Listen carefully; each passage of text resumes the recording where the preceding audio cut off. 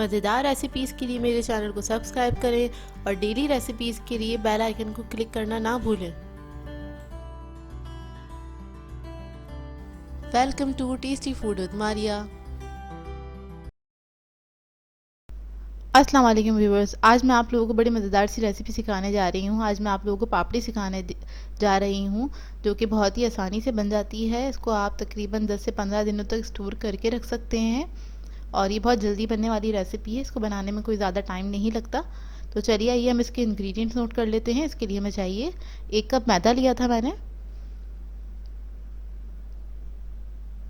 घी लिया है मैंने 4 टेबलस्पून मेल्ट करके, उसके बाद इसको मेजर करिएगा। सॉल्ट लिया है मैंने 1 टीस्पून, अजवाइन है हमारे पास 1 टीस्पून, पानी चाहिए होगा हमें एज रिक्वायर्ड।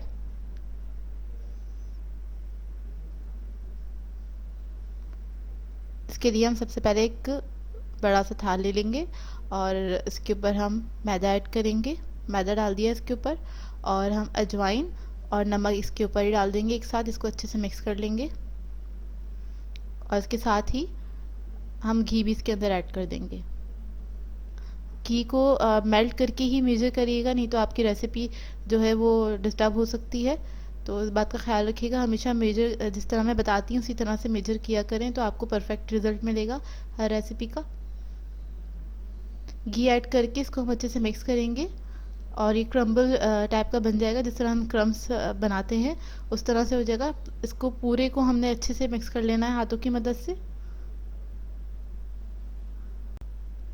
इसको अच्छी तरीके से मिक्स करना है हमें, यकजान होना चाहिए पूरा मिक्सचर। ये जो घी है हमने इसको बहुत अच्छे से मैदे के अंदर मिक्स कर लेना है। देखिए आप क्रम्स की फॉर्म में आता जा रहा है ये आहिस्ता आहिस्ता। ये इस तरह से हो जाएगा। आप इसका टेक्सचर देख लीजिए, ये देखिए इस तरह से हो जाएगा। ये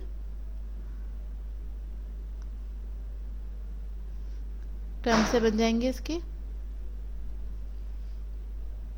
अब हम पानी लेंगे और पानी इसके अंदर बहुत एहतियात से इस्तेमाल करना है, क्योंकि हमें जो डो बनाना है इसका वो थोड़ा सख्त बनाना है हमें। डो इसका सॉफ्ट डो नहीं बनेगा, ये हमें सख्त ही बनाना है। तो हम थोड़ा थोड़ा सा पानी करके इसमें ऐड करेंगे। तकरीबन मैं एक बार में तकरीबन 2 टेबलस्पून ही पानी इसमें ऐड कर रही हूँ, ज़्यादा ऐड नहीं कर रही हूँ। पानी एहतियात से ही डालिएगा इसके अंदर, ताकि हमारी जो ये पापड़ी है बहुत अच्छी बने। अगर आप इसके अंदर पानी की मिकदार ज़्यादा हो जाएगी इसके अंदर तो ये बिल्कुल भी नहीं अच्छी बनती है पापड़ी। इसका बस डो का ख्याल रखना पड़ता है इस के ये थोड़ा हार्ड ही होना चाहिए, ये नरम नहीं होना चाहिए बिल्कुल भी। क्योंकि जब हम इसको आटे को गूंथते हैं, गूंथने के बाद हम इसको तकरीबन आधे घंटे के लिए रख देंगे रेस्ट के लिए, तो ये उस वक्त जितना सॉफ्ट होना होता है ये हो जाता है कि इसको हम आराम से डील कर सकते हैं, इतना ये सॉफ्ट हो जाता है। तो इस बात का ख्याल रखिएगा। आप देख लीजिए मैं बहुत थोड़ा थोड़ा करके पानी ऐड कर रही हूँ इसके अंदर और इसको मैं समेट रही हूँ।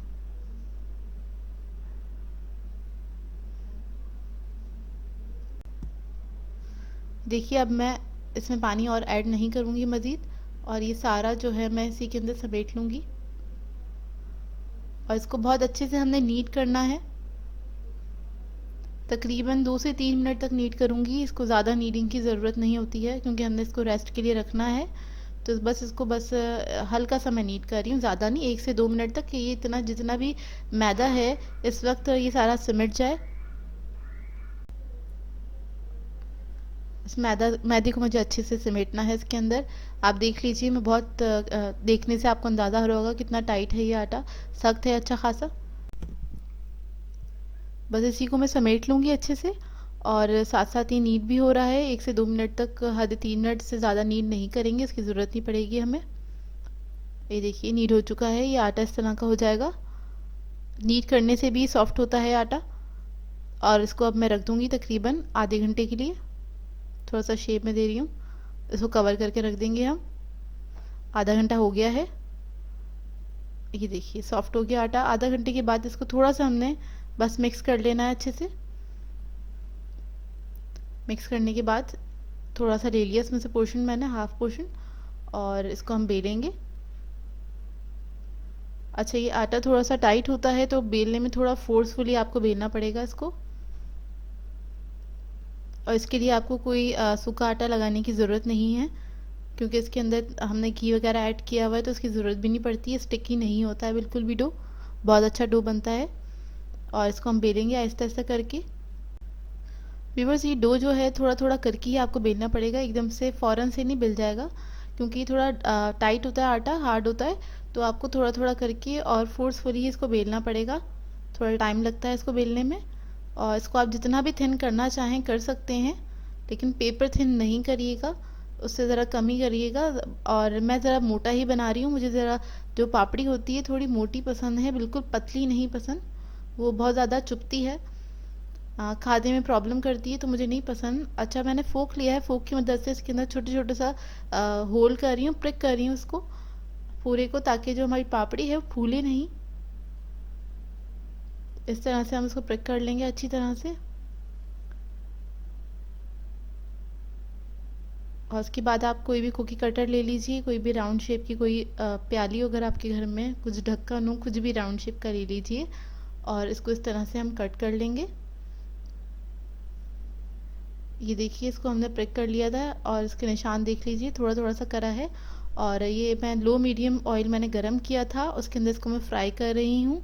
और ये हल्की आंच पे ही फ्राई होंगी, बहुत तेज़ आंच पे फ्राई नहीं करिएगा, नहीं तो ये अंदर से कच्ची रह जाएंगी, मतलब ये थोड़ी देर के बाद फिर नरम हो जाएंगी। अगर आपको बहुत दिनों तक इसको क्रिस्पी चाहते हैं तो आप बिल्कुल हल्की आंच पे इसको फ्राई करें, बहुत हल्की सी फ्लेम रखिएगा, उस पर फ्राई करेंगे इसको। और मैं इस वक्त घी में सॉरी ऑयल में फ्राई कर रही हूँ। और जो हमें बाज़ार में मिलती हैं ये पापड़ी, उन लोगों ने घी में फ्राई की हुई होती हैं, वो बहुत हैवी हो जाती हैं। तो आप लोगों की मर्ज़ी, अगर आप लोगों को वो टेस्ट पसंद है घी वाला, तो आप घी में भी फ्राई कर सकते हैं। और लेकिन मैं इस वक्त इसको ऑयल में फ्राई कर रही हूँ।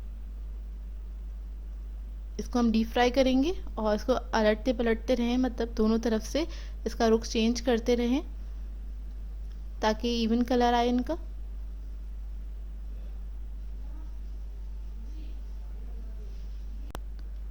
और जब इनका बहुत अच्छा कलर आ जाएगा, जो भी आपको चाहिए कलर, लाइट या डार्क कलर आपको गोल्डन पसंद हो, तो अपनी मर्ज़ी के मुताबिक भी आप रख सकते हैं। मैं इसको हल्का सा ही गोल्डन करूँगी, ज़्यादा नहीं, इसको मैं डार्क कलर करूँगी इसका।